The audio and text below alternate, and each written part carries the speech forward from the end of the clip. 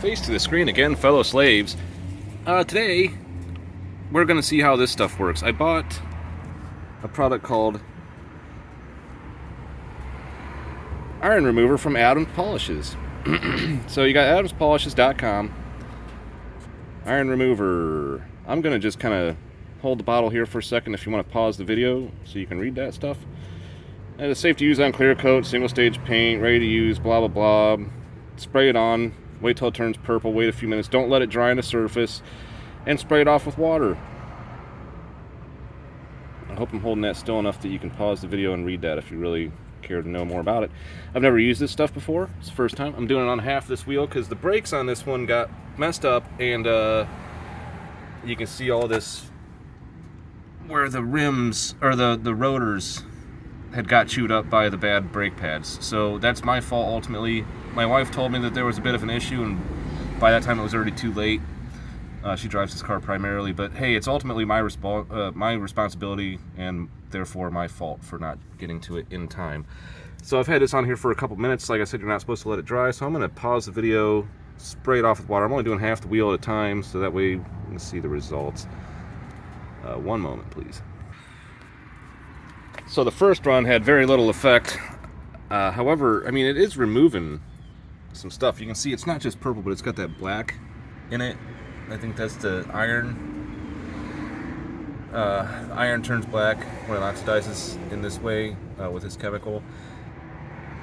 Normal iron oxide, everybody's familiar with that. It's rust, it turns orange. But there's also, like when you see a piece of blued steel, that's actually a layer of oxidation on the outside that gives it that dark blue, almost black look to it. So iron can also oxidize in a way that makes it turn black.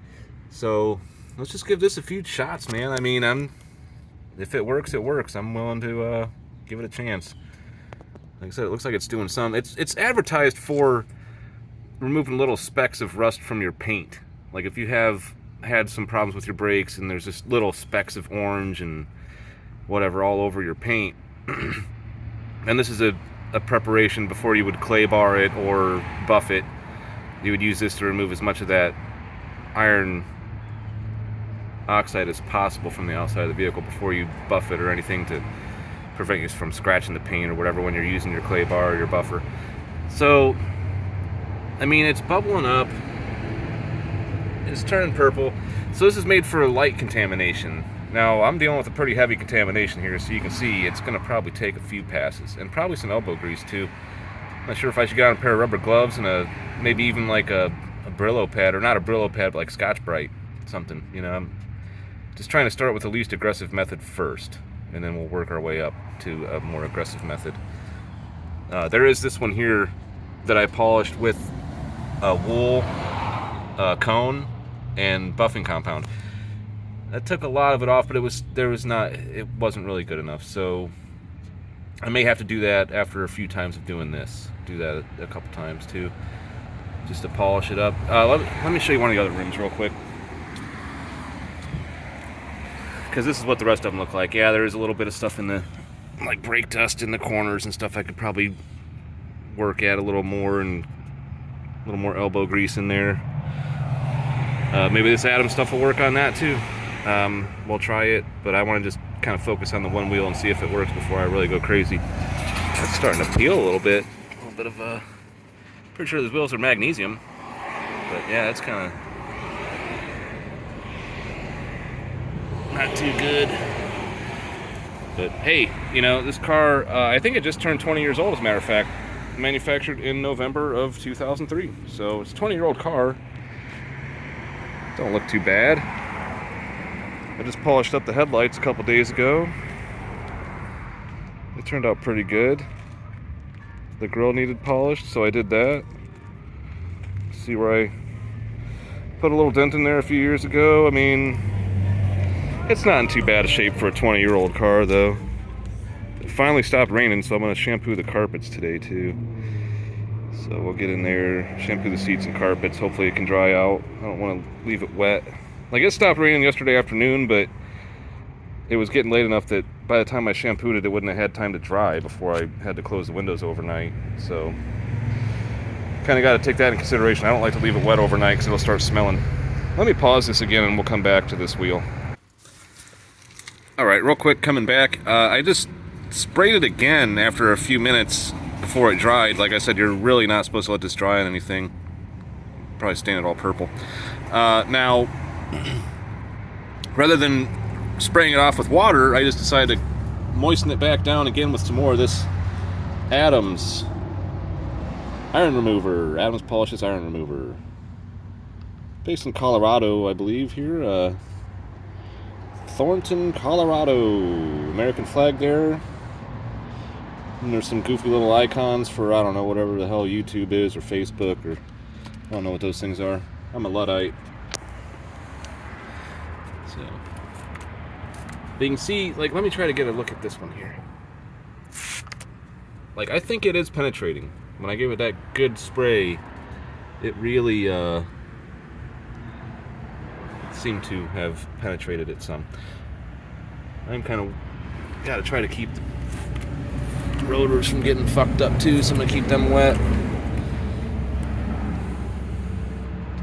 Next step, I think I'm going to put on some rubber gloves and get some Scotch-Brite on there and see if I can scrub that off a little better. Wish me luck. Okay, I'm back. So, yep, the green Scotch-Brite pad. Elbow grease, and a couple applications. You can see this one here, I didn't really get that one rinsed off very good. But you can see it's still degrading the old rust, and let's get a little bit more of that on there, I suppose. This will be the third time on this spot. So the first time I didn't use any Scotch-Brite, the second time I used Scotch-Brite, got most of it off. This is the third application. Going to let this sit and then use Scotch-Brite probably one more time and be done with that spot. I'm trying to debate whether or not I should try to do half the tire at a time or half the wheel at a time, or maybe just try to work in one spot rather than try to, because you're not supposed to let it dry. Like, it's taken me some elbow grease, some time to probably just do like one at a time from now on, or just 2 or 3 at a time instead of trying to set. Because the thing is, working on the top here is going to run down, so now I got a mess. You know, you could roll the car forward or roll it backward every time and make it so you're working on the bottom one. I'm tempted to just take the wheel off the car and just put it on a workbench or something so I can work on it standing up instead of crouching down, because this does kind of suck and it's going to take a while. Let me pause this again, and I'll try to keep this video somewhat around 10 minutes, but that's going to be determined by the results I get. It looks like it's going to be good. We'll see.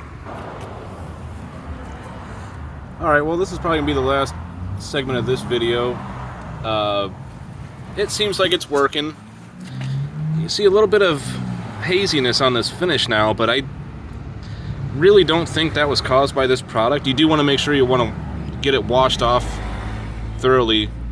Don't let it dry on there. Like I said, this is a 20-year-old car with over 160,000 miles on it. It's actually kind of low mileage for one of these old boys. But I'll tell you, a little bit of haziness, but I'm looking at the other wheels. Hold on.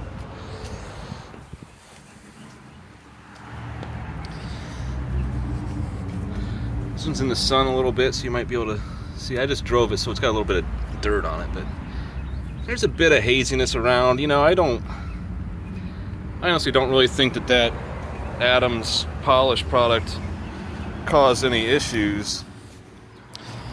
So I think now that the sun's come out and it's nice out, I'm going to go ahead and attack the carpet. Shampoo the carpet inside the car. That way it's still got a few hours for it to dry before the end of the day. And this looks like it's working. You know, so I guess I'd recommend it.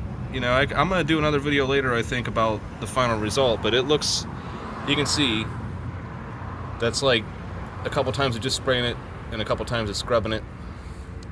And I probably will go ahead and do like I was saying and roll it back and forth, so I'm just working on the bottom one where you can see it. Just get one done at a time, move the car a few inches, do the other one. Well, you could probably do both of these, maybe even work on 3 or 4 of them at a time, but in the interest of saving product, you know, I just bought this bottle. I've already used that much, which doesn't seem like a lot, but that's only one wheel and I'm not even done with it yet. So consider, I don't want to use this whole $15 bottle of stuff on one wheel.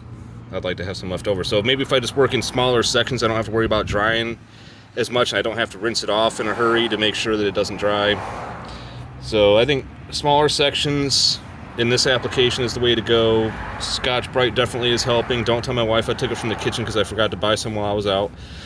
And yeah, don't forget to face to the screen, like, share, subscribe, or whatever. I don't even care. I mean, I just do these videos for fun, basically. And I don't think I've never made a penny from YouTube, but if anything I've posted on here has ever helped anybody at all, then I guess I can feel good about that. Just the feel-good factor. You know, you'll own nothing and you'll be happy, right? Klaus Schwab. Auf Wiedersehen.